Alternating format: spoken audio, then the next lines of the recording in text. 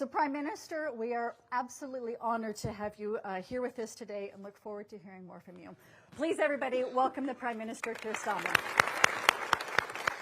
Well,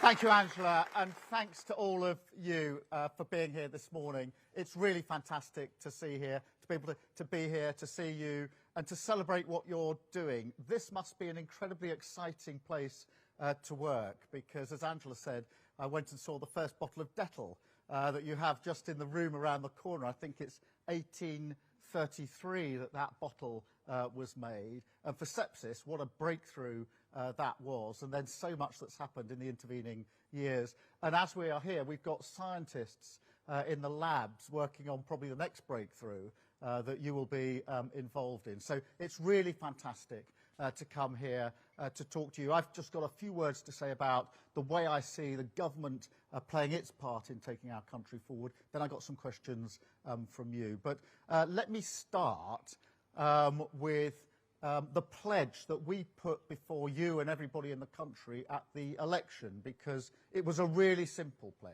a really simple pledge. It was on every leaflet, on every advert, on every speech that we all gave. And that word, that pledge, was change. Change. And that wasn't just about an offer to the British people. It was actually a statement about the world that we now live in. Change, because we're in a changing world, and I think you can feel it every day. Great forces buffeting and impacting on the lives of working people, particularly at the moment globally, where there's an instability, I think, that we can feel that hasn't been there for years, developing before our very eyes in relation to the impact it has on the insecurity of working people across the country. And that's why everything that we're doing in relation to Ukraine is so important. And you've seen the developments in the recent weeks, developments this week, going on even today, because I profoundly believe that if we don't secure a just peace and a lasting peace, then that insecurity, which we've already felt, will continue. And that means here higher prices, higher bills, the cost of living crisis going on for even longer. If you like, a chokehold on our future, which will be much, much harder for us to tackle. And look, we know some basics. Putin's appetite for conflict and for chaos is already there, and it will only grow.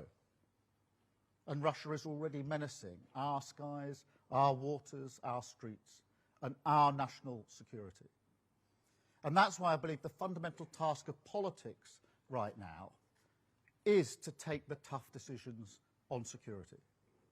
And that's why we raised our defence spending, which we also need to use as an opportunity to renew our communities. Because if you like, more now than ever, national security is economic security. And strength abroad, and we definitely need that more than ever at the moment, but that demands security back at home. Because, look, you're not strong if your energy security is exploited by Putin. You're not strong if 1 in 8 young people are not in education or work.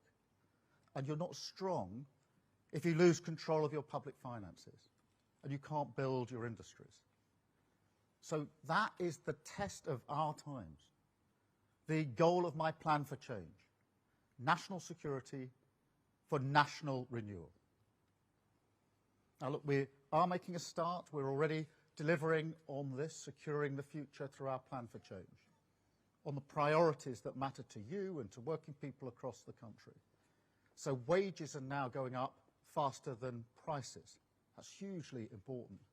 We're clearing the asylum backlog at a record rate. And NHS waiting lists are coming down. Now, when we started preparing for today, I was going to say waiting lists have been coming down for 4 months. I can tell you today, the stats have just come out, they've been coming down now for 5 months in a row. And that's in winter. It's really hard to get waiting lists down in winter because, as you know, the pressure on the NHS is much greater in the winter. So that's 5 months of waiting lists coming down. So that's the beginning of the delivery that we need. But given what's happening globally, given the insecurity in our country, now is the time, in my belief, for greater urgency and to go further and faster on what we need to do on security and renewal. So every pound that we spend, every regulation, every decision must deliver for working people. And I don't just mean efficiency, although doing what you're doing, you'll know how important efficiency is. I mean something else, which is allowing the state, the government, to operate at what I call maximum power. So reforming it so it's closer to its communities, tearing down the walls of Westminster, inviting the British people in as partners in the business of change. To some extent, you're already doing that in the work you're doing with the NHS, as partners of the change that we need to do. Having national missions that galvanise the entire country behind them. Businesses, unions, charities, pulling together. The pride that we all have in our country, harnessed to rebuild Britain. Now, I believe in the power of government. I've always believed in the power of government. And I've seen it at its best. I'll give you one example from last year in the summer, when we had those terrible riots. Because what we saw then in response was dynamic, it was strong, it was urgent. It was what I call active government, on the pitch, doing what was needed, acting. But for many of us, I think, the feeling is we don't really have that everywhere all of the time at the moment. At the moment, the state employs more people than we've employed for decades. And yet look around the country. Do you see good value everywhere? Because I don't. I actually think it's weaker than it's ever been. Overstretched, unfocused, trying to do too much, doing it badly, unable to deliver the security that people need. Now, I believe that working people want an active government. They don't want a weak state. They want it to secure our future. If you like, to take the big decisions so they can get on with their lives. So we don't want a bigger state, a more intrusive state, an over-expanding state, a state that demands more and more of people as it itself fails to deliver on core purposes. So we've got to change things. Now, the good news is technology can massively help. If we push forward with digital reform of government, and we are going to do that, we can make massive savings, £45 billion of savings in efficiencies. And AI is a golden opportunity. You will already be thinking about how you use it in your work. And that's an opportunity we're determined to seize. So we're going to get the best of the best on AI working across government. I'm going to send teams into every government department with a clear mission from me to make the state more innovative and more efficient. But we also need to go further and faster on regulation. I want to be really clear about this. This is not about questioning the dedication or the effort of civil servants. It's about the system that we've got in place. And that system, in the end, was created by politicians. The buck stops with us.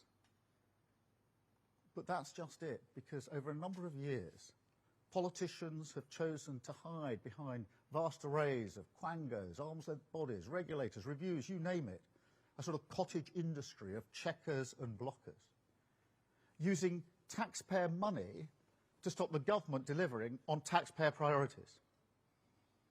Now, take our plan to build 1.5 million homes. Now, that is to restore the dream of home ownership, the opportunity and aspiration that home ownership gives people. I've always described it as a sort of base camp for life, the security of your own roof over your head. So 1.5 million homes is what we say we'll build. Now, look, that is controversial. There are people across the country who don't think we should do that. And we always knew it was going to be contentious. We knew that before the election. And that's why we put it front and centre in our manifesto.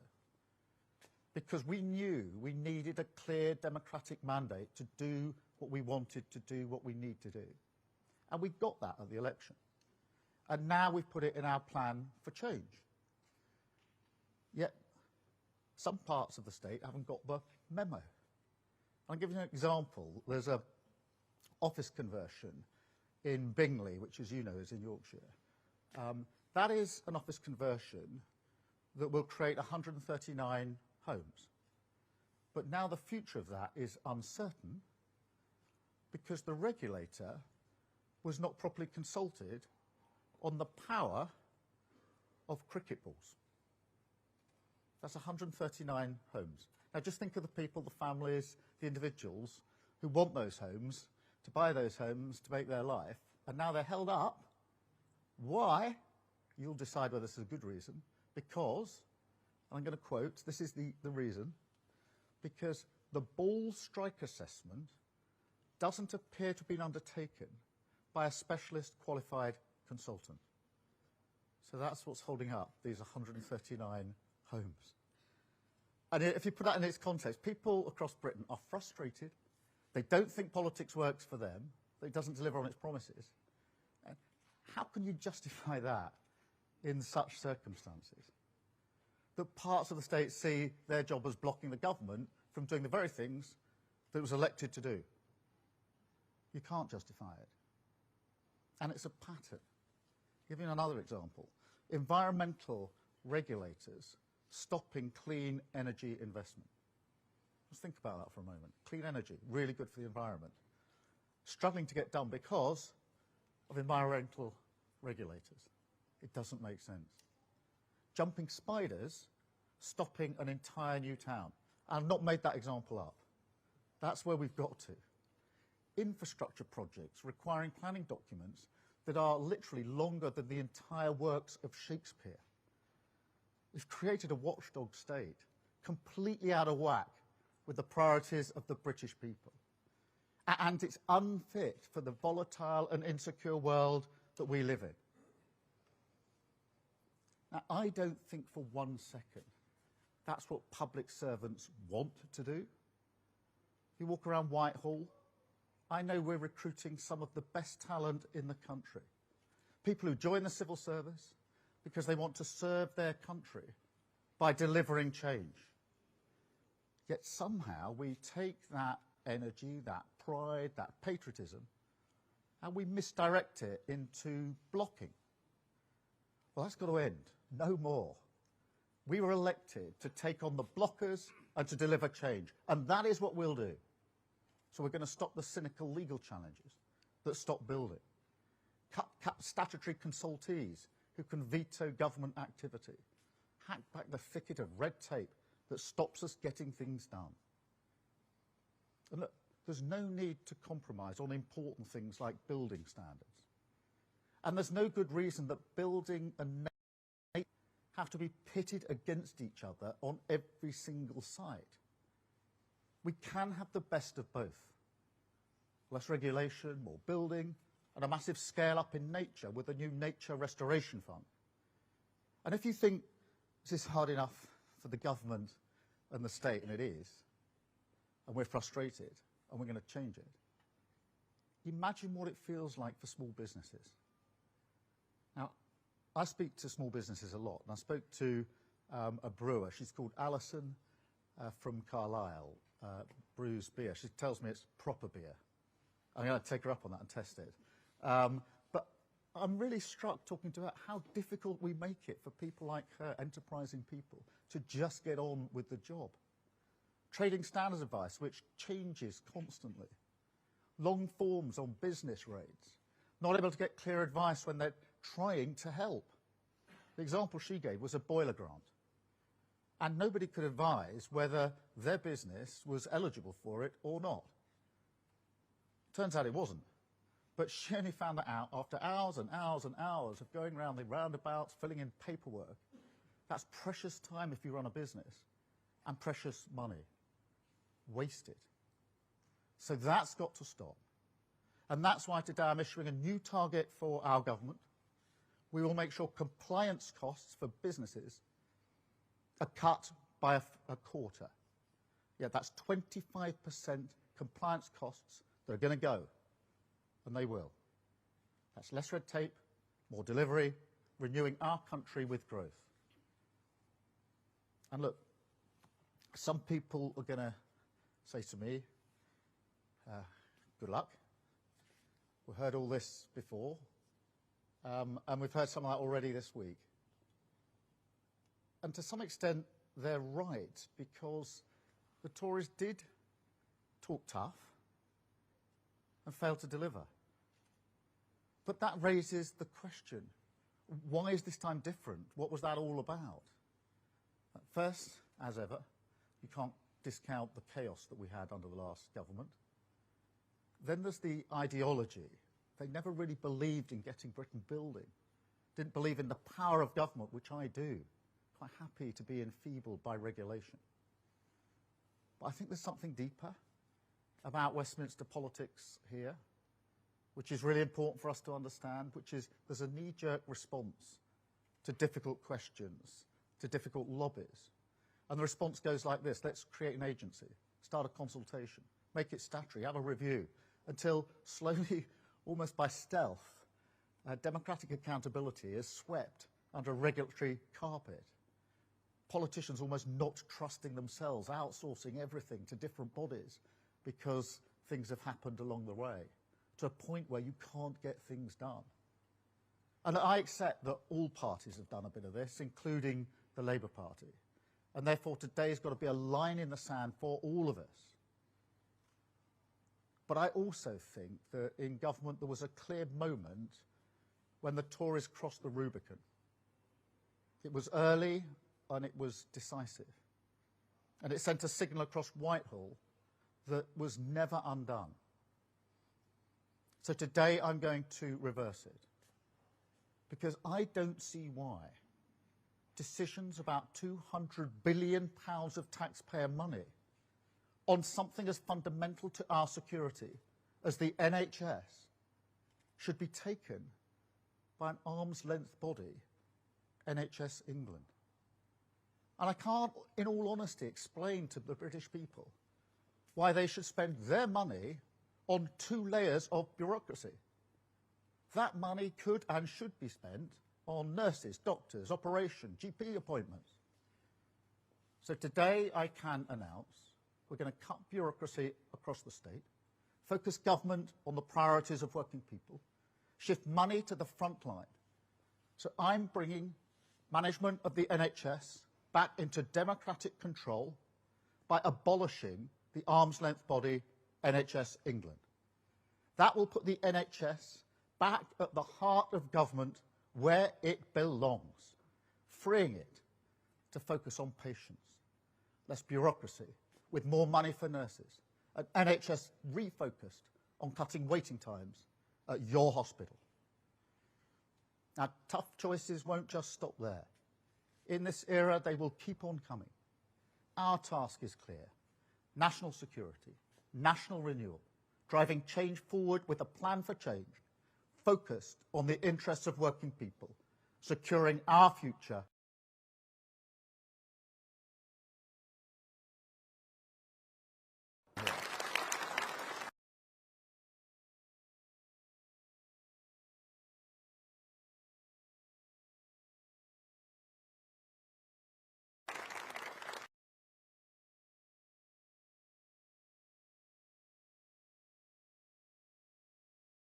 Do we need the microphone? So who's got a question?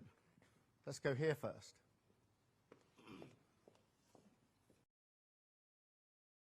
Minister, Morning. I currently suffer for looked at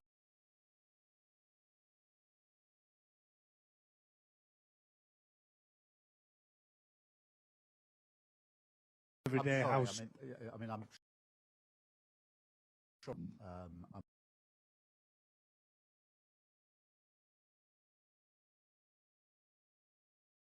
Are in a hospital environment, and I also see a lot of patients that were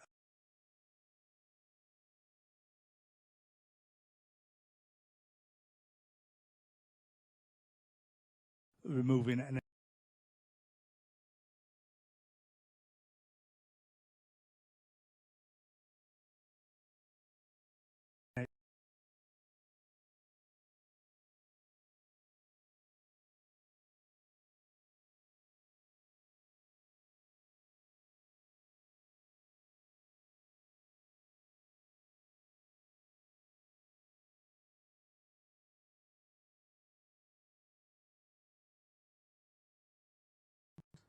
got a communications team in the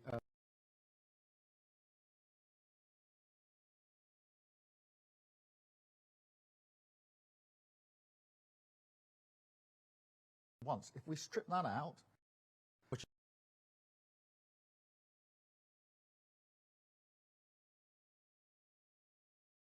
front line to a problem, we should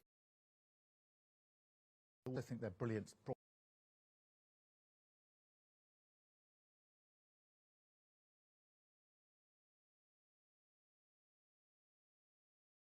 every day.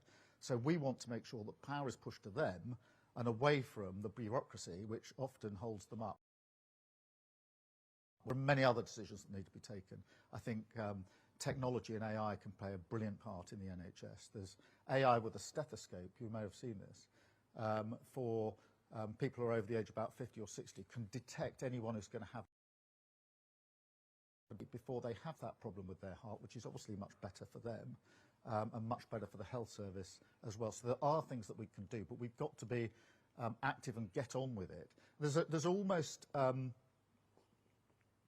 there's a parallel in a way with what's going on internationally. Actually, we're moving at the pace of the slowest response.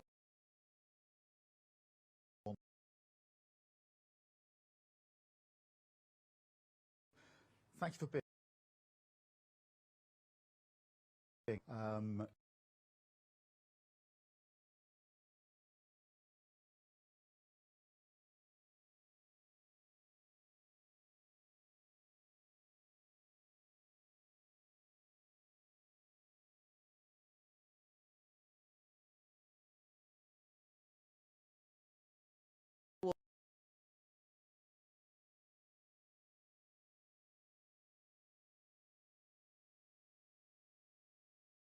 incredible place to work. yeah.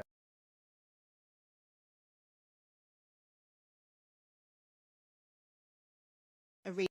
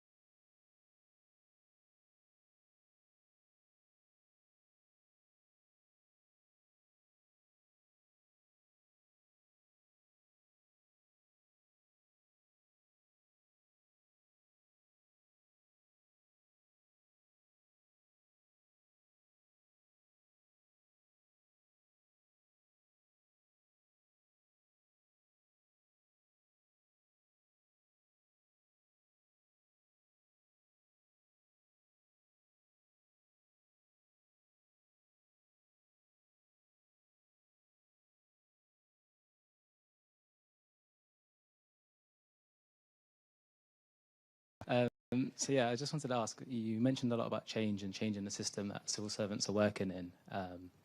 I want to ask, are digital apprenticeships sort of a part of that? And what sort of message would you have to a civil servant like myself? Yeah, well, let me just explain to everybody else.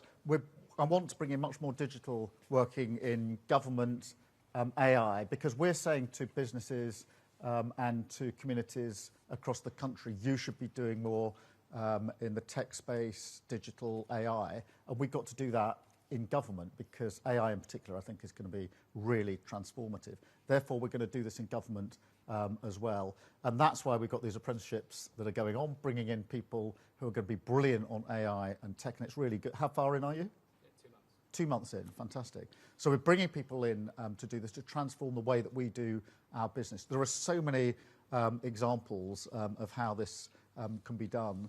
The Ministry of Justice requires every probation officer to record every conversation they have, for obvious reasons, in their line of business. And up until now, it's been hours, hundreds and hundreds and hundreds of hours, human hours, doing the recording, bringing it all together, making sure it's all in the right shape and order.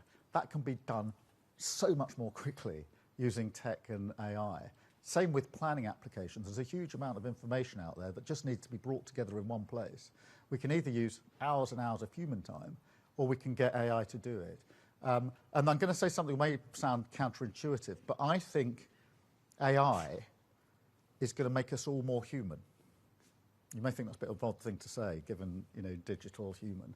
But I'll tell you what inspired me. I've met a social worker at a reception we had 2 weeks ago in Downing Street, and she's using AI.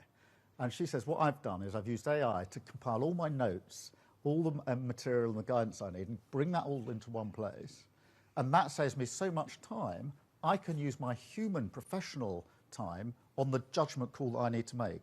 And that's, I think, where we get the maximum benefit out of this. So good luck with your apprenticeship, and we're going to need you. Yes. Hello, I'm Emily Rumsey, and I work here in quality. So, And today, how long have you been here? over 20 years. Oh, fantastic. Yeah. Now, it's always a sign of a good business, when people stay for a long time. That's usually a happy workforce. So this is good. Yeah, and I've worked in both the factory and on the R&D side as well, Okay. so which is great. Today's announcement is about removing barriers and red tape. And as a fast-moving consumer goods, it's really crucial for us to have that speed from conception to market for our goods.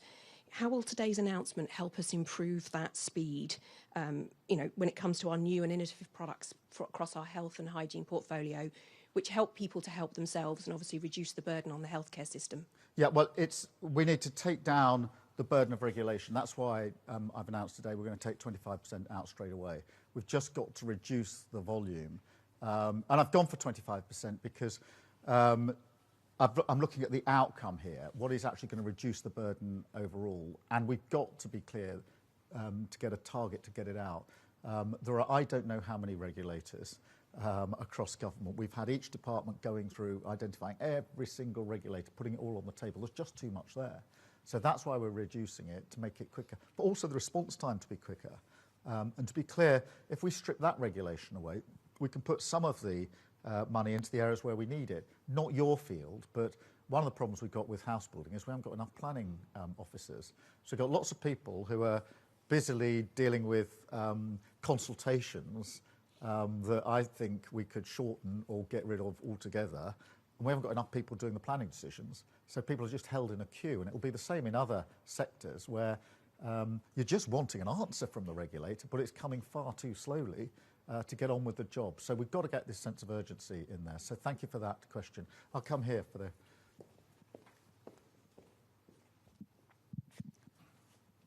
Good morning, Prime Minister. I'm a third-generation housing developer from North East Lincolnshire, and one of our applications is bogged down in bureaucracy. The frustration is we've spent over £100,000 on consultation fees just to get this far. And you were right with the consultations being asked for. We haven't been asked for cricket balls, we've been asked for golf balls. All right, okay. So, can I have that example for my next? But I mean, and we have, Prime Minister, one of the best planning authorities in the UK, proven. But they still have to jump through all these hoops. I can understand why some of them have to be done for flood risk and safety. I get that. But it's great that you're trying to change the bureaucracy and trying to change the red tape. Does that mean now that new potential homes will now be built? Yes, and they've got to be built much more quickly. And just before the election, I was up just outside York, where we were visiting a housing development, and they were celebrating that the first batch of houses on the development had just become available and people were moving in, which is fantastic. And I asked them how long the project had been up and running. It was 20 years.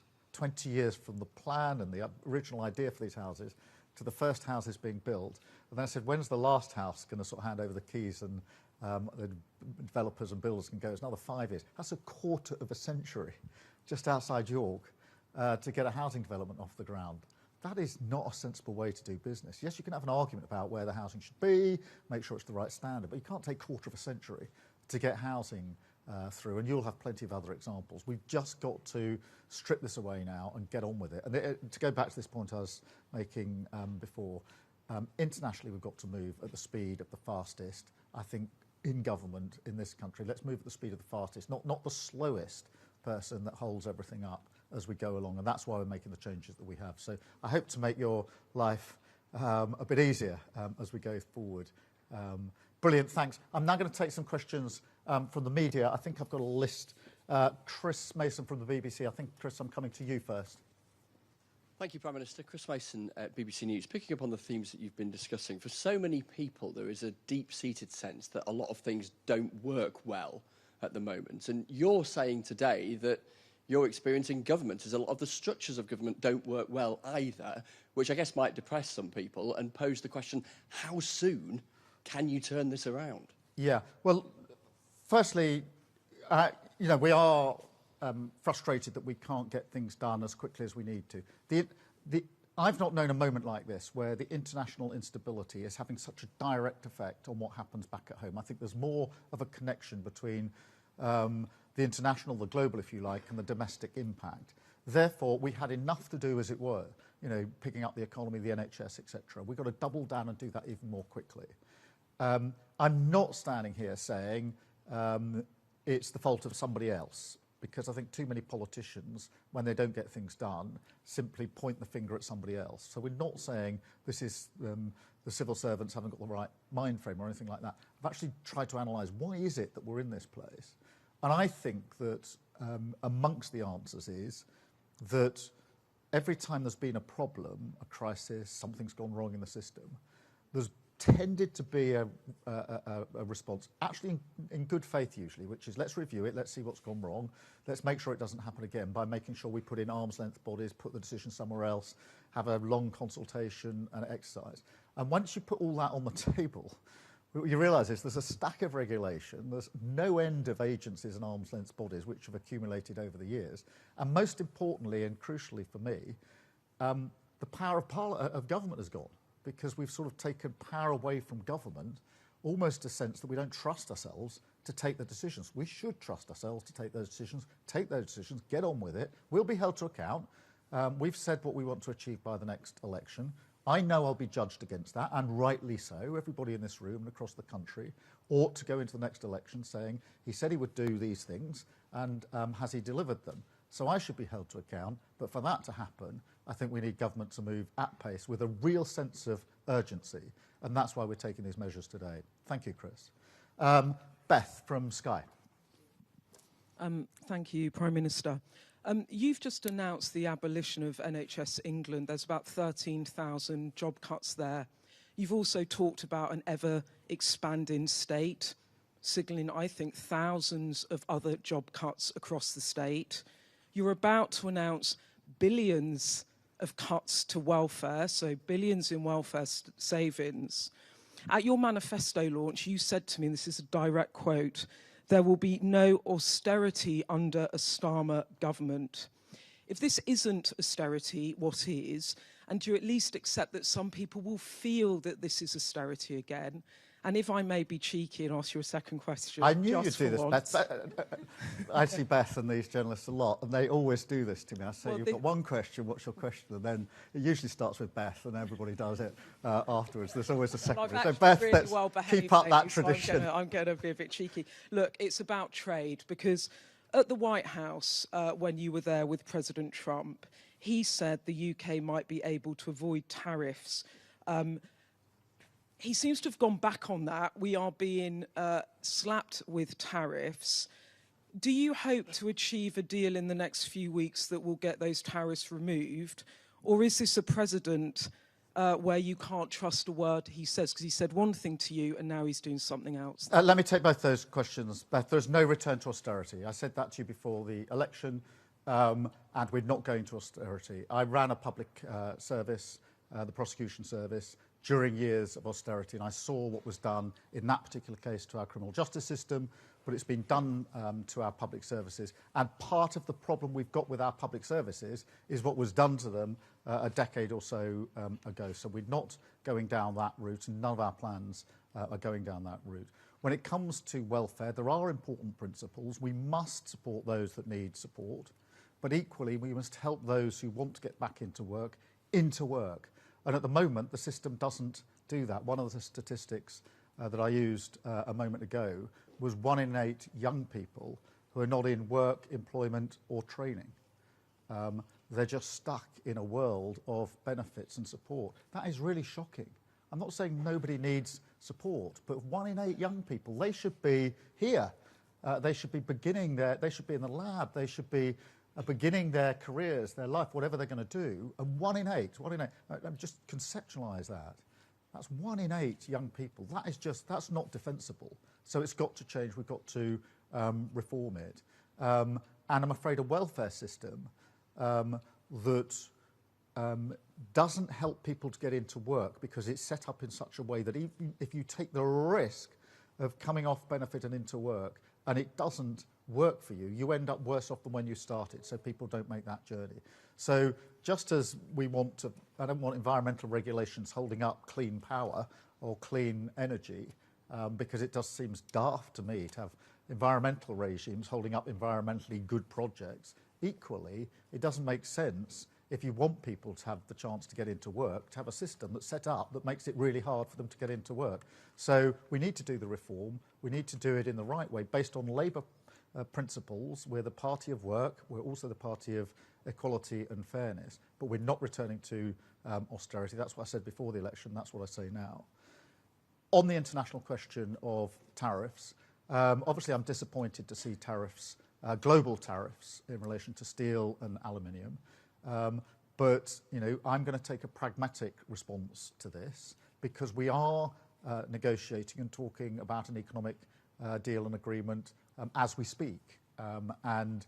My strong view is that that is the better way to deal with the trade that we want between our country and the United States. It's massive already, could be even bigger and even better. That is the pragmatic way to respond. Of course, in the end, all options are on the table, but my response is to keep my feet on the ground, to be pragmatic, to keep ensuring that we keep our eyes on the prize. The prize is not a tariff war, which I don't think is going to be in our interests. The prize is an economic agreement or deal, if we can reach that, that actually covers tariffs and much more besides. So, and that's what we're in the middle of at the moment, and that's the way I see it. Thank you, Beth. Harry from ITV. Thank you very much. Harry Hilton from ITV News. You've talked about endless reviews and consultations, not trusting your own instincts. Some people might hear that and think it sounds a little bit like your own first 7 months in government. We didn't hear anything about abolishing NHS England in your manifesto. Do you accept that you weren't prepared for the realities of government and the way it works? And if I may, a second question following Beth. Told you. ITV News revealed last week your government's plans to slash billions from the welfare bill. Is cutting benefits a price worth paying if it means getting some people back to work?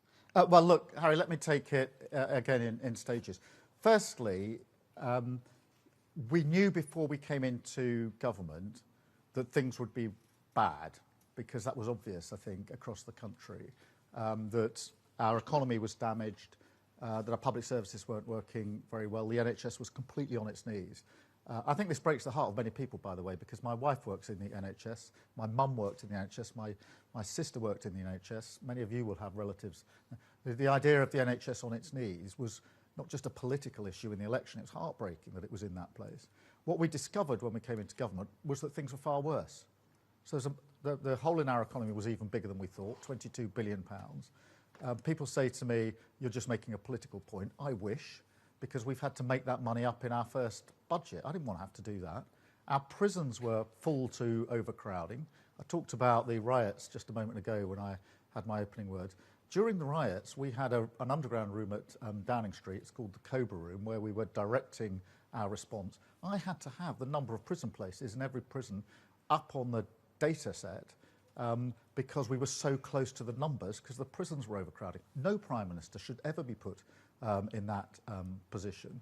And so everywhere we look, things were worse. So we've got to react to that.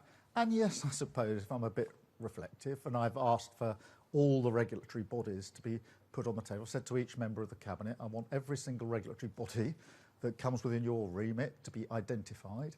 I want you to look at them all. I want to put them all on the table and have a look at them. And there's too many. And we've got too many arm's length bodies and agencies. And yes, my reflection is we've got to cut through that. And that's why we're taking the measures that we've taken today. But just as it were to push back on your challenge, I would also point out that we've had 3 interest rate cuts since we've been in government. That means everybody's mortgage is going down. We've got wages going up higher than prices, which is crucially important for families across the country. And we promised at the election we'd have 2 million extra NHS appointments in the first year of a Labour government. And we've already done it within the first 7 months. And that lowering waiting list 5 months in a row, in a sense, it's what you should expect. It's what you deserve. But it hasn't been done like this, consistently getting those waiting lists down. That is us delivering in government and so much else on top of that. But am I reflecting on 6, 7, 8 months in government and recognising the problems are greater than we thought because of the inheritance we got, and that there's too much stodge and regulation that gets in the way of us getting on with the job? Yes. And therefore, my reaction, as it is to all things, is to just get on and change it. And, you know, it's just my approach to politics. Lots of people walk around a problem many, many times and do massively brilliant rhetorical speeches about them and change nothing. I tend to look at the problem, poke it, prod it, and then just change it. And that's what we're doing today. On your second point about welfare, I mean, you heard what I said earlier. The welfare system, as it's set up, it can't be defended on economic terms or moral terms. Economically, the cost is going through the roof. So if we don't do anything, the cost of welfare is going to go to £70 billion a year. That's a third of the cost of the NHS. That's more than the Home Office and our prisons combined. So we're making choices here. What we do about, most people say to me, look, I need more police officers on the beat. I want to see the criminal justice system working. I want to know I can walk down my high street safely. But we're going to end up, if we don't do anything, with a bill that's higher than paying for the Home Office and prisons combined. But at the same time, you can't even defend the system. Say, look, it's working really well. Anybody who needs help to get to work is getting that help. More people are now in work than before. We're adapting work so that those who've got disabilities can be at work, which is what we should be doing. No, we set up a system that basically says, if you try the journey from where you are into work and anything goes wrong, you'll probably end up in a worse position than when you started.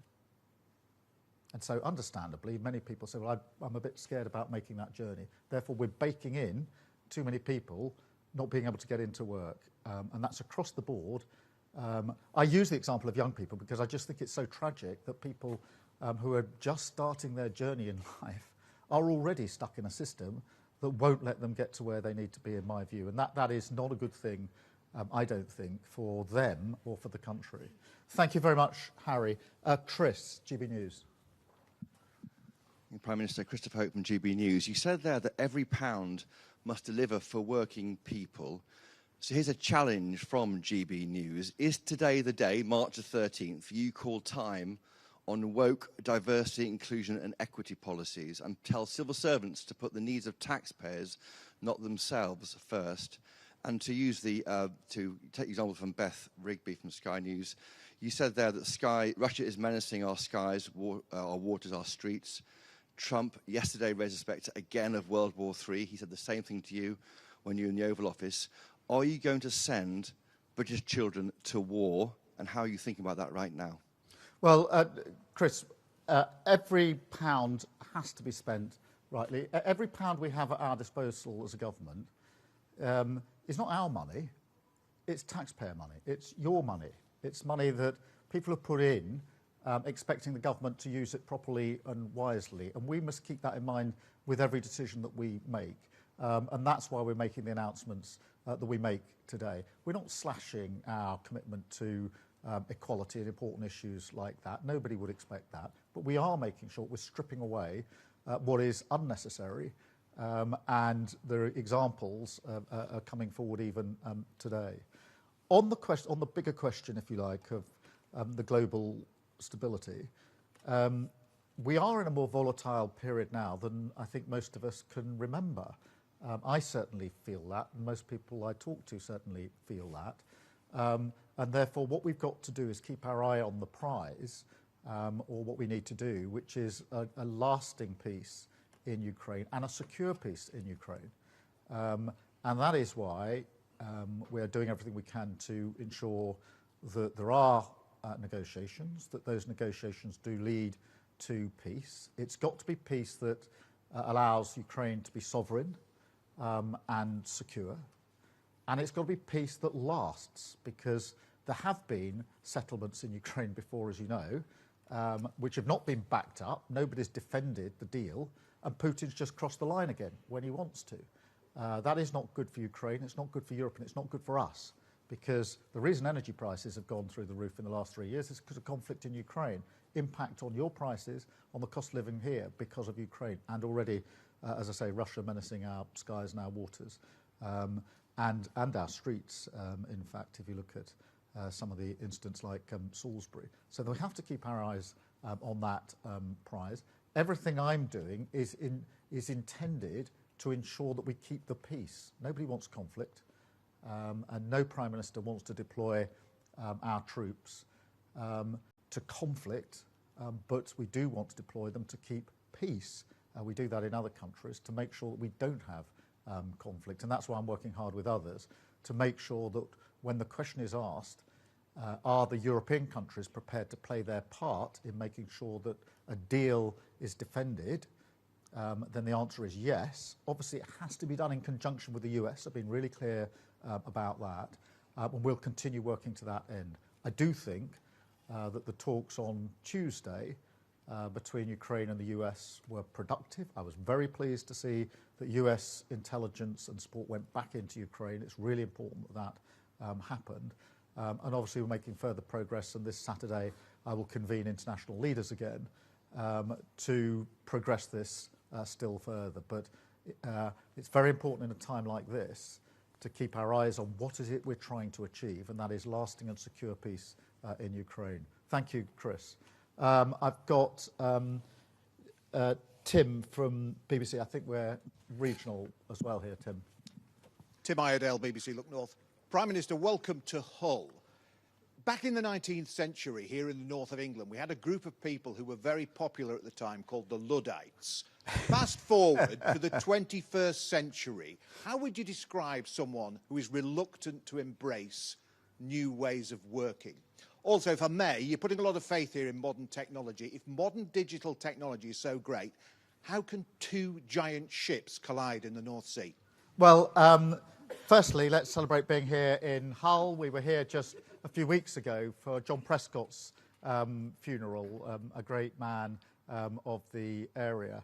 And in terms of the Luddites, I think we have to understand, if we're honest, why people are apprehensive about change. And they are. Most people want things to get better.